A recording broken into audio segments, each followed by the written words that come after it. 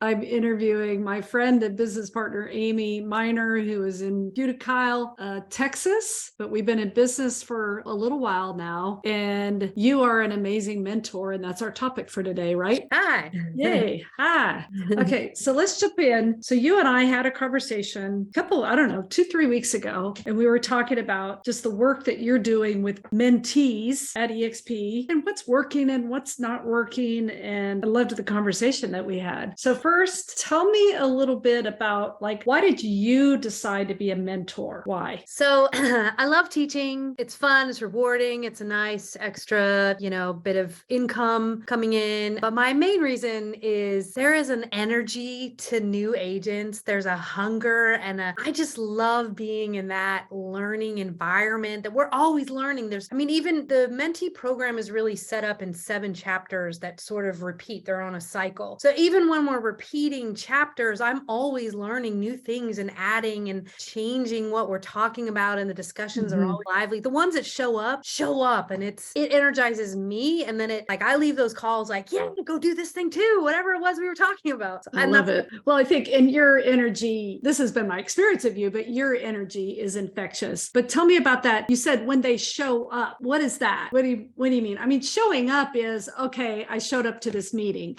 but I don't think that's exactly what you meant. First step is absolutely just showing up to the meetings, which you'd be surprised at how many mentees don't go to practice. They just show up for the game and they don't understand why they don't know the rules. And it's you've got to be game practicing all the time, sports reference. But it's a great reference. Do you use that reference with your agents? I do. Yeah. You don't get to the game and then call me and go, I don't know how to do a listing presentation. What?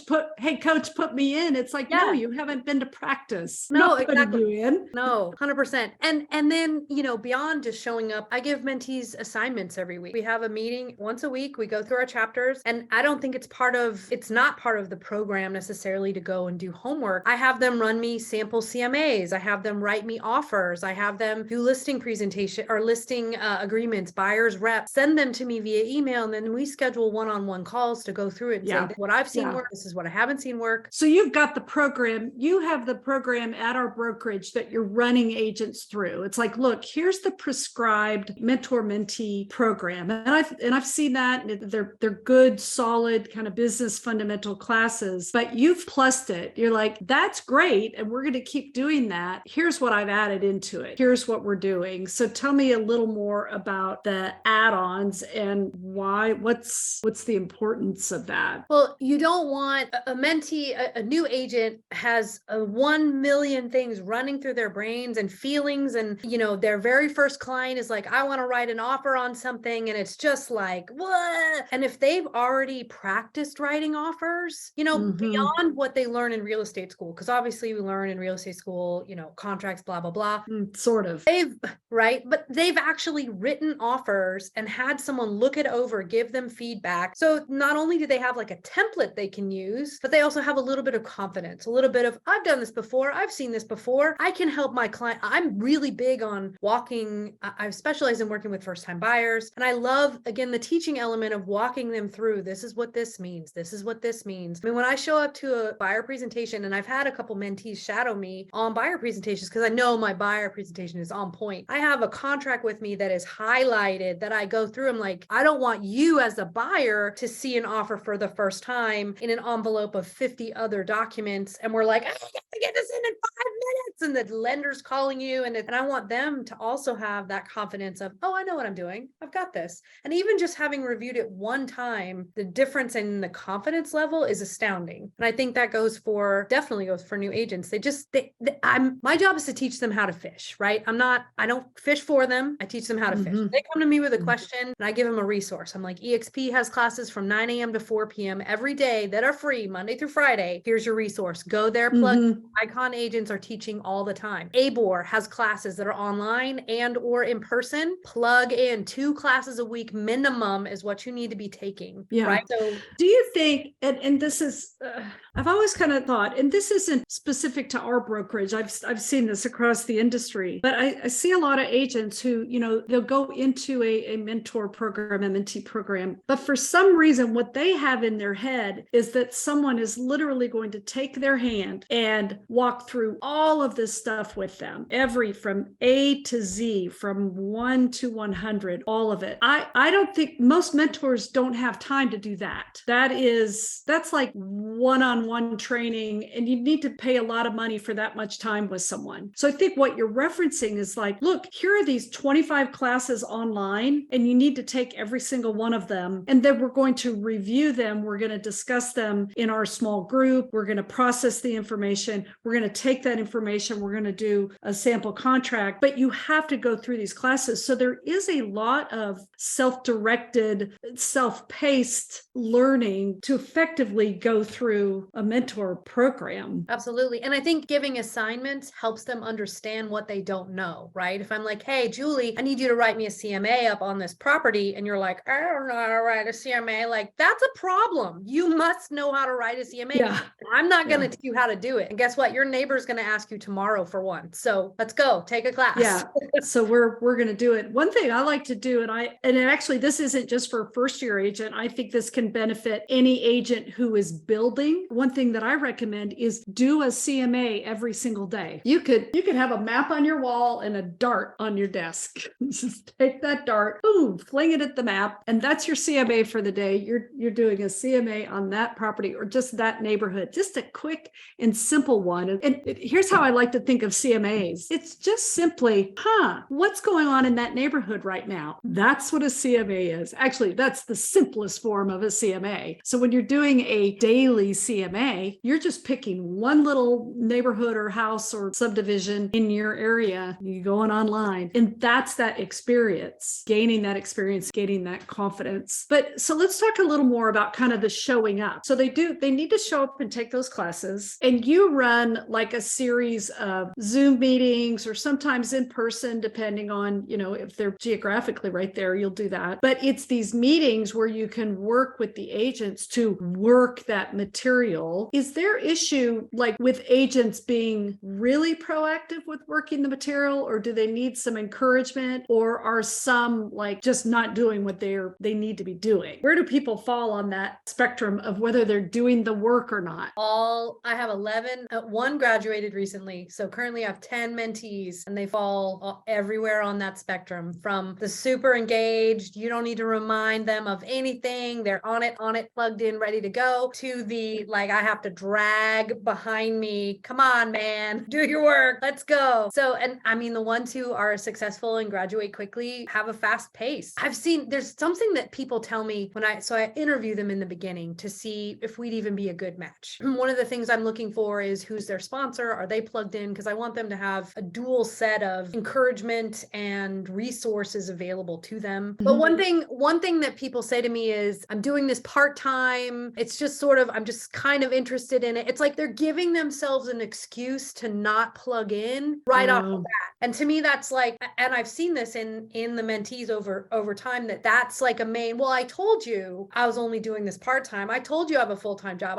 And it's like they automatically have this built-in excuse for why they can't be successful, why they can't plug in. And it's like, I think I'm going to start actually not taking mentees that say that and be like, you got to be full-time, ready to go. Let's go. And it is self-paced. And I don't want to be discouraging to someone who maybe doesn't have as much time as somebody else. There's definitely speed wins every day. I always like to say, and there are some very, very successful realtors out in our industry who, when they started in the business, they started kind of what I call dual income, or they started part-time because they had to. Financially, they had to. Maybe they were a teacher. Maybe they're working at the bar downtown and putting in 30, 40 hours a week there, right? But they understood that they were starting something new. So in that case, I don't necessarily consider that part-time. I consider that you have two jobs, right? And it's going to be a lot of work for a while, but how badly do you want it? I always like to say you can be part-time in this industry, but you have to have a full-time knowledge base, because we're dealing with people's lives and a lot of money and legal contracts. And you're taking on, you and your broker, you're taking on liability. And so if you're not being professional and responsible for building building your knowledge base and knowing what you're doing, that's dangerous. And honestly, you shouldn't be in real estate if that's how you're going to be approaching it, because I would be nervous for your clients. What do you think? So let's just kind of talk about the difference between the real successful first year agents versus middle of the road, or agents who get frustrated and then they just leave. They either leave the industry or they leave the brokerage, and who knows what happens to them. But talk to me about what are some of the difference makers, kind of the success difference makers there, in your opinion? Personal experience, I teamed up with an accountability partner when I first started, and just having that running buddy who was in the same position as me, we're still in business today. I call her my work wife.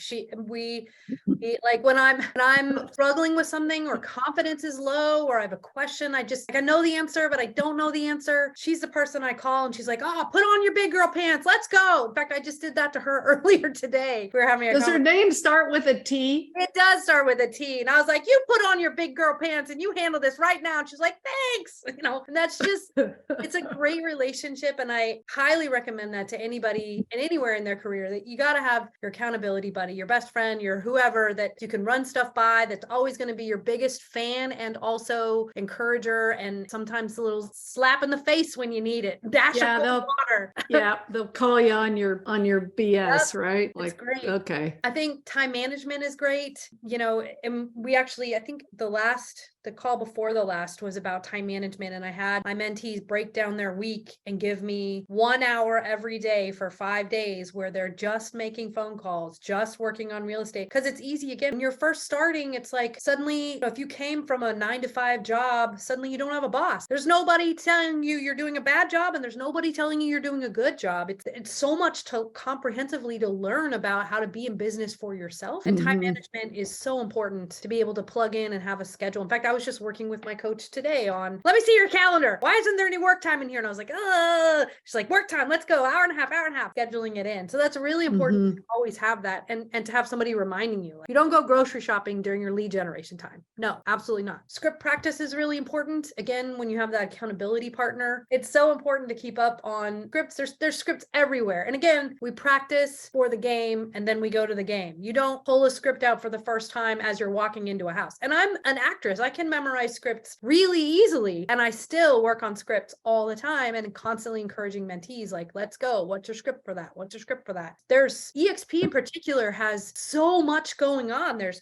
happy hours, there's classes you can take, there's the AHA Club, there's our win group, there's literally daily, you could call almost anyone in our group and be like, hey, meet me at a coffee shop, let's do some work. And pretty much everyone would be like, oh, what a great idea. Show up and plug in, because there's so many of us that have knowledge in so many different areas. So someone will be like, oh, I want to learn more about KV Core. And I'm like, our group has like 4 people that's their thing. It's not my thing. However, it is this person's thing, and you should know this person. And that's great. So let's connect you. Yeah. What was your first year in the business like? Oh man, I had so much hustle. I can't even believe the person I was. I would go to HEB. I'm surprised I never got kicked out. HEB and Walmart. And I would stand there with my business card and some candy, and I would walk up to total strangers and be like, hi, my coach has me introducing myself to 100 people today. I'm in real estate. Do you have any real estate needs this year? Are you thinking about investing, buying, or selling? I closed 10 transactions from people I met at Walmart. It's crazy. What? Yes. And you didn't get kicked out either. No, I didn't get kicked out, and I closed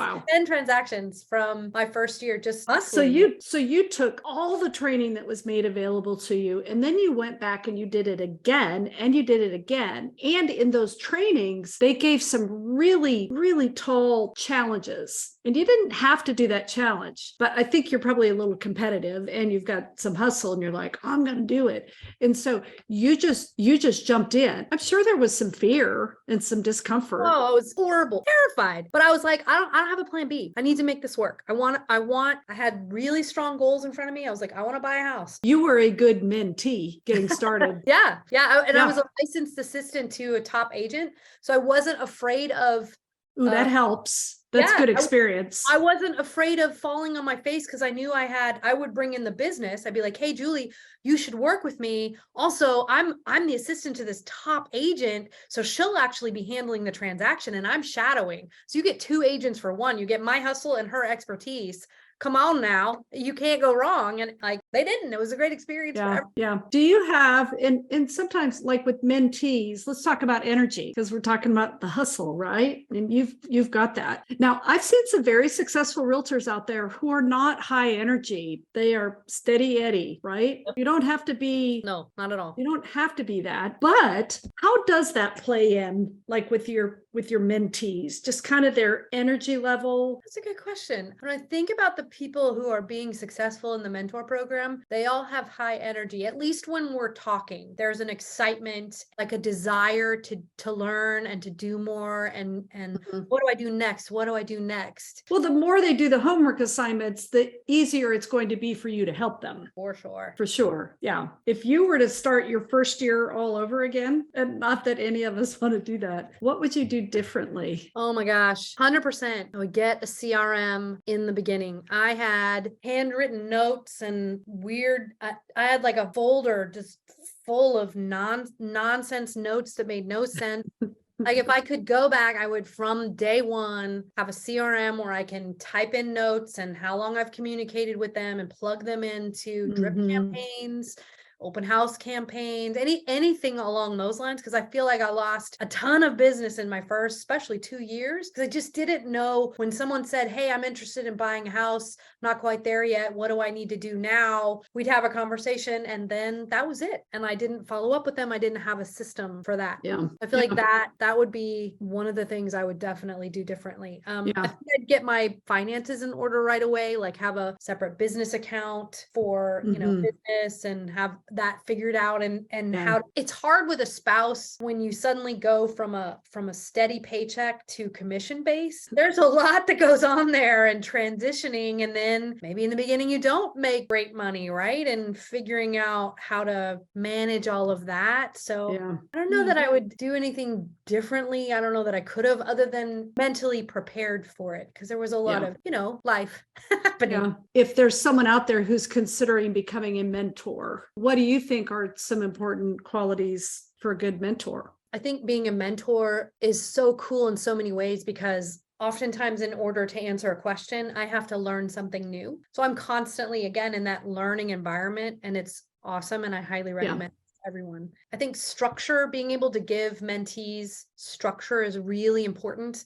And actually, when we were in Vegas at the EXP event, I specifically sought out other mentors to talk to them about what do they do for structure. And I got some really great feedback on how they handle the interview questions right up front and weekly check-ins and how they handle this and that. And it was amazing to hear. We do have structure within the mentor program, and we also have the freedom to kind of be ourselves and teach what we feel is important. Is definitely number one. They need to know what they're learning. They need to know if they miss a class, what they need to go back and focus on.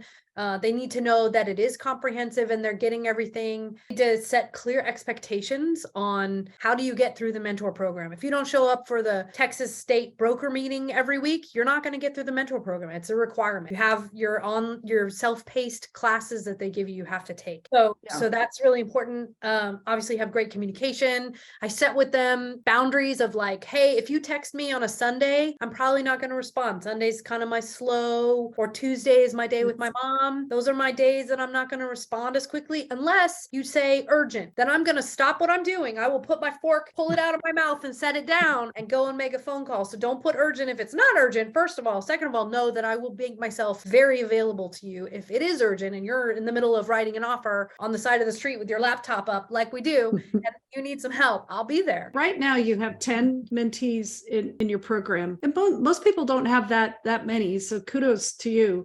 How much time would you say you're spending like on a weekly basis? It's actually not that time consuming. We do our Monday calls, which lasts an hour. I encourage them to plug in. We had that awesome open house training that you hosted yesterday, and my job was following up with them and, hey, you're going to be on the call, right? Here's a link, making sure they're on the Texas broker call on Tuesdays, and then being available for questions. I schedule one-on-ones. One of the things I really like to set up with them, again, not in the mentor program, is their templates. I think templates are a lifesaver And when you're a new agent, you got to have that stuff pre-plugged in. You don't want to be at a kid's birthday party writing an offer in the bathroom. No. We've all done it. And you don't have the broker's information and you're like, crap, like pre-plug it all in, have it in an envelope so it's ready to go and they can just plug it all in. So I like to do when they first sign on, I'll do a one-on-one call and go through their templates with them and make sure that they're all set up. Yeah. I could probably time save that and do like some sort of a recorded video, but it's a good time for me to get to know them. And it's such an important piece. So I think that makes a lot of sense. What do you like best about what EXP has done with the mentor program? That I know it's grown and developed over the years. What do you like best about where the program's at today? One of the things that really stood out to me was, again, we were at the event in Vegas and there was a lounge that was dedicated to icon. Also for mentors though. And I just felt very like, I'm seen, I'm really appreciated that I do this. I make money doing it. It's not like I'm doing it for free or whatever, but it was just this really nice acknowledgement from the company that you get special snacks and coffee, friend, because you do this thing. And I was like, yeah, that's cool. Well, you're a leader. You're a leader and the company recognizes. I just thought that was really cool. It was unexpected and it was really nice. What was the question again? What you like about the program, what you appreciate about the program. I love the new Go Mentor program that they have set up with the structure and the 8 chapters. I think it's really great. And it references back to the chapters that they're supposed to be working on. So it's like, hey, this was chapter 201. Hopefully you guys have done that. If you haven't, make sure you're caught up to this level. I love the work that you're doing. You know that. I think you're a great mentor. The agents that you're working with, I think they're lucky to have you as a mentor. And there are going to be some agents that just really get it and they understand what it's going to take to, get that bus moving on down the road. And some agents that they just don't get it, or they're just not ready in their lives or in their mindset to plug in and really make the business happen. It's interesting. I think the success of a mentor-mentee program relies heavily on the mindset of the mentee showing up, because it's a good program. And that agent and every agent, they need to build their village. So who are the agents you're masterminding with, hanging with, building relationships with, that you feel like you could pick up the phone and call, because you're going to need help on that 5th transaction and that 10th transaction and that 20th transaction. I still need help. You still need help. So you have to build that. In this industry, it really is lifelong learning, isn't it? It totally is. It's like part of the fun, I think. I mean, I wouldn't want to be in an industry where I was like, I know everything. I'm done. Like, where do you go from there? You don't know it, right? No, because things are changing all the time. So